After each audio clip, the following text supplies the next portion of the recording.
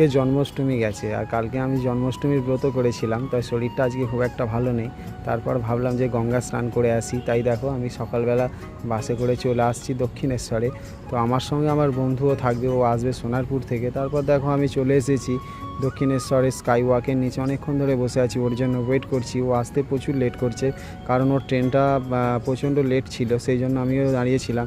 তারপর কিছুক্ষণ বাদে ও চলে এলো। তারপর দেখো আমি আর আমার বন্ধু আগে যাচ্ছে। তারপর দেখো আমরা দক্ষিণেশ্বরে ঢুকে গেলাম। আর দক্ষিণেশ্বরে যেহেতু আজকে রবিবার ছিল, প্রচুর মানুষের ভিড় ছিল। মানে আমাদের বাড়ির কাছে দক্ষিণেশ্বর, আমরা প্রায় আসি, কিন্তু সচরাচর কোনো প্রোগ্রাম হলে তবেই দক্ষিণেশ্বরে ভিড় হয়, না হলে হয় না। তো আজকে যেহেতু কোনো প্রোগ্রাম ছিল না, কিন্তু সানডে বলে প্রচুর ভিড়। তারপর দেখো আমি জলে নেমে পড়লাম, গঙ্গা স্নান করে নিলাম।